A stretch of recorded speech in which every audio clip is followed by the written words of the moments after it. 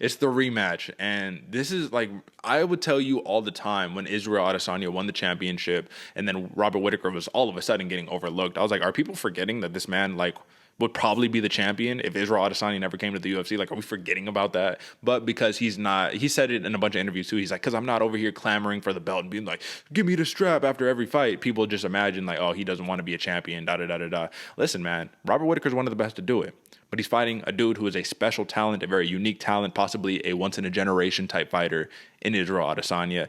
And if you think about how Robert Whittaker has fought in his last couple of fights against Kelvin Gastelum and against Jared Cannonier, as opposed to how he fought Israel Adesanya the first time, that's not the same fighter, brother. This is a different guy. This is a completely different fighter. So I wanted to ask you right here off the bat, if Robert Whittaker is patient and he doesn't force in like he did in the first fight against Adesanya, and he forces Israel Adesanya to not be the counter striker but to lead the dance, do you think that can kind of incredibly increase his odds of winning this fight? What do you think? Oh yeah, man. Especially if you get, and it's going to be very hard to get a fighter like Izzy off his game. But if Robert Whittaker is able to kind of throw a wrench in that, have Izzy not necessarily flowing but thinking, it's going to be his best opportunity. Especially we all saw that KO, man, where Robert Whittaker's coming in and Izzy just lands this banger of a step back hook. If he can avoid that counter striking where he's not seeing it, because that's Izzy's best thing, man. The shots that you don't see coming, they're incredibly fast. If Robert Whittaker can avoid that, do a little bit more wrestling, maybe stay a little bit more patient on the outside, get on the inside, get the double leg, get something going, get into the ground, see the holes in Izzy's game that have been exploited. And Izzy's kind of hoping that's the same thing, man. He hopes that he can get taken down and show people that he doesn't have any holes in his ground game. But if Robert Whittaker can start to exploit those, maybe we see something different, a little bit more strategic of a fight from Robert Whittaker, which it's a hard one because you don't want to be too strategic, thinking about stuff, thinking about how you're going to do this and not necessarily executing. I think it'd be a better fight for Robert Whittaker. What you think? Well, I think that, I mean, it could definitely increase his chance of winning if he, fights that different type of game plan, brother. But I just, it's tough, man, against Izzy Adesanya. Here, the biggest thing that's tough for me is that the new Robert Whittaker, right? And this is something he's been doing for a while, but like, this patient Robert Whittaker, he's fighting off of the jab, right? He got that nice, crispy jab, and that jab oftentimes will turn into a sneaky left hook. You know what I mean? So jab, left hook, all coming from the hip, hard to see. The hard thing about it when you're fighting Adesanya is that he has a 7-inch reach disadvantage, 73 to 80 inches. So I'm just like, I want you to use the jab. I want you to have that success. But Israel Adesanya is a master of distance management, got the long arms, the long legs. And at the end of the day, the number one go-to move for Whittaker, who he hurts everybody with, is something that's going to be hard to be effective with against Adesanya, which is throwing the right kick behind the right cross. So right cross, right head kick, right back to back. He hurt Cannonier bad with that. You know what I mean? He hurts everybody with that. But it's just going to be difficult, man. He never really hurt Adesanya in the first fight.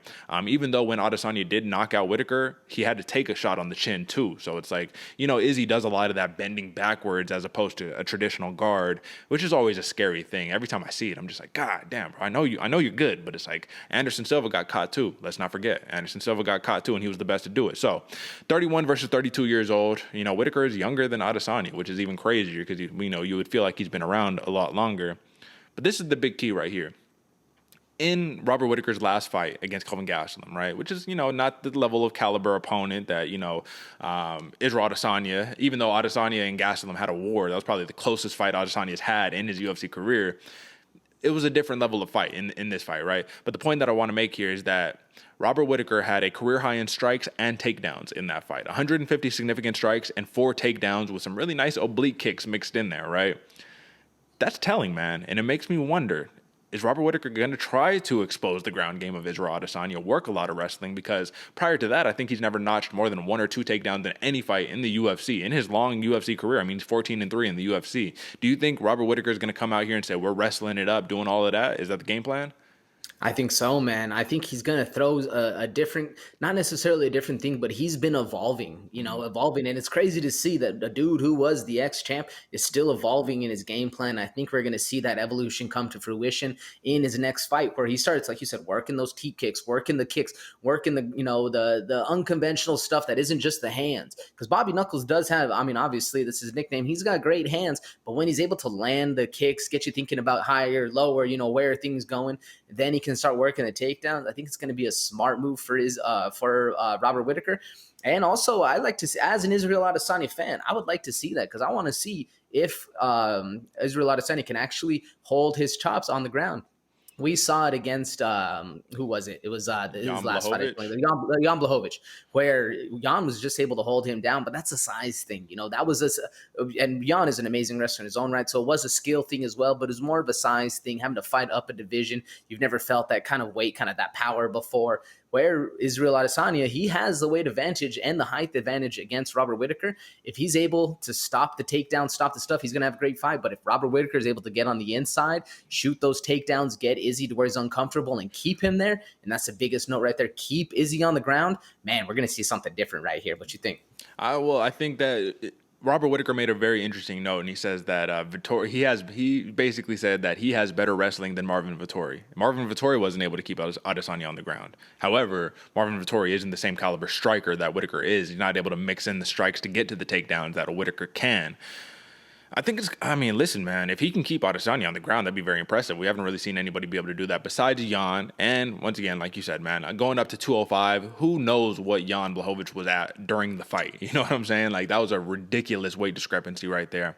But the overall movement in the big cage, man, that's going to play a big factor, right? I'm pretty sure they were in the big cage in the last fight either way, man. I just want to know how much of the ego is going to dissipate for Robert Whittaker. He says he's going to come in there egoless, right? His ego played a big factor in why he lost is what he said, and it seemed like it because the way he was fighting, like he just had to like take this dude's head off and all that good stuff, and it didn't really work out for him. So if he doesn't force the action, if he's patient, Israel Adesanya says he has something for him, but I do think that's his best path to victory is be patient, work behind the jab a little bit, and he has a little bit of a higher striking output and land rate than Adesanya does. 4.68 at a 41% clip for Whittaker, 3.94 at a 50% clip for Adesanya. So Adesanya, he's a pick his shots. You know what I mean? He's a sniper. Do we see a finish in this fight? At first, I thought yes. And then the more and more I thought about it, the more I think this one's going to decision. I think it's going to be a harder fight. And you almost kind of have to root for the guy who lost the first time. Sure. I would love to see a trilogy in this one. But I don't think it's going to happen. But I do think it's going to be a lot closer of a fight, a lot more calculated, a lot more patient from a Robert Whittaker, which gives him a better shot for victory. Let me ask you this, man, because obviously if Robert Whittaker wins this, I'm not going to be super duper surprised. Like if there's anybody who can win, it's the dude who Adesanya took the belt from, you know what I mean? So it's like, yeah, it's kind of like a Moreno Figueiredo in a way, kind of, not really, but in a way.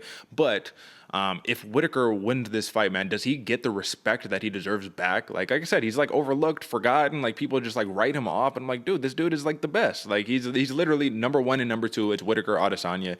I don't think there's any question about that. Does he get the respect? Man, unfortunately, I don't think so. I think it's one of the Juliana Pena situations where everyone's like, "Oh, it was just a fluke. Like, you didn't actually get it. It might funky scoring. I feel like, unfortunately, do I think he deserves it? And do I think he'll have the clout and everything? Yes, 100%. But general population and media, nah. Yeah. And this is the cool thing is this is neutral territory. Both of these dudes are Australia and New Zealand. So fighting in Houston, this is neutral. There is no favorite right here. But for Israel Adesanya, man, I will say like the pressure could be on, man, at this point. Because it's like he says his goal now is to lap the division. So let me flip the question. If he beats Whittaker for the second time, if he does it in a convincing decision or in a finish, what's left for Israel Adesanya? Who's left? Sean Strickland is probably the only guy, right? Like who's left? Obviously, Cannonier Brunson, that's the talk, right? Whoever wins that is going to fight Izzy next after this fight if he can retain. But you got the winner of Brunson, Cannonier, and then you have Sean Strickland, and then you have nothing left. Like you've done everything in the division, even though it'll only be five title defenses, but you know what I mean? It'll only be 5 title defenses. Has this man gone down as a Hall of Famer, more or less to speak, if he gets the job done this weekend? I think so, Derek, and you're right. The only two people in that entire list, in the top 10 that he hasn't fought yet, are Sean Strickland and Jared Cannonier. Those are literally it. So if he's able to close out Robert Whittaker, close out the other two, that's a storied career, man. I think he's on his way to that Hall of Fame victory and that Hall of Fame path, especially with the style he has, man. He's just something different, a new thing that's kind of everybody falling in love with. I think he's a Hall of Fame fighter for sure. So, AJ, the over and under here is on 4.5 rounds, and it's minus 280 for the over, plus 230 for the under. So, odds makers think that this is going to go to a decision. This is going to go 5 rounds. So, in what way can Robert Whittaker win this fight on points? Like, what does he need to do to win this fight on points?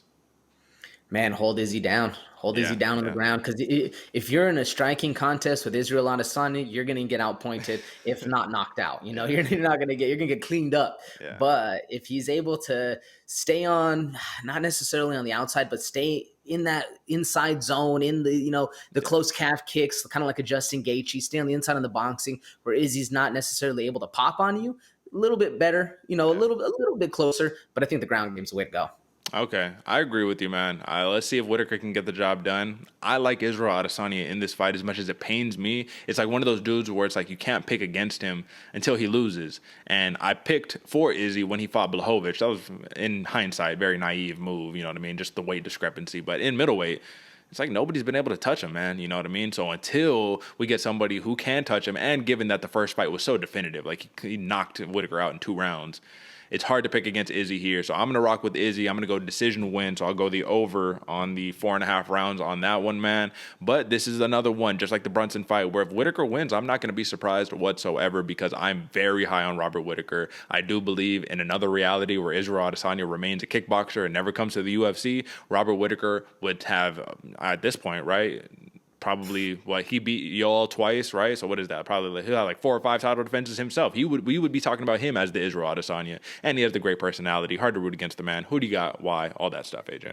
Yeah, Derek, I think this one's going to be a lot closer of a fight. I'm actually rocking with the over. I'm Mm-hmm. going by decision, and I'm going Izzy, man. It's he's one of my favorite fighters. It's hard to choose against him. The style of everything, I guarantee you, he was working on the ground game because Yeah, when you're that high of a fighter and that almost egotistic, if somebody does something against you, holds you down in a fight, yeah, that's what that's what I'm working on day one. We get back in the gym. Yeah, we working on this hard stuff.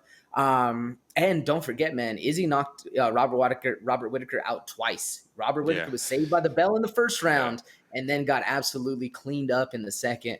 It's just very hard to bet against a guy who's doing that kind of stuff and then fighting again. Do I think it's going to be a closer fight? Yes. Do I think it's going to go decision? Yes. And I'm still rocking with Israel Adesanya. All right. So right on, man. We're basically the same on that one. And I just want to put this one out there, man. If like Robert Whittaker does lose, man, I still think there's zero stock drop for him, man. You lose to the best. You lost to him twice. Okay. You're definitively the number one contender. You're kind of, you know what I mean, in that Caitlin Chukagian where it's like nobody else is beating her. I mean, Jessica Andrade, let's not, yeah, I mean, you have to count that at the end of the day. But like nobody else is beating her. It is what it is, man. It should be a fun night of fights, man. UFC 271, man. So go check it out at your sports bar. Go stream it, buy it, ESPN, all that good stuff, man.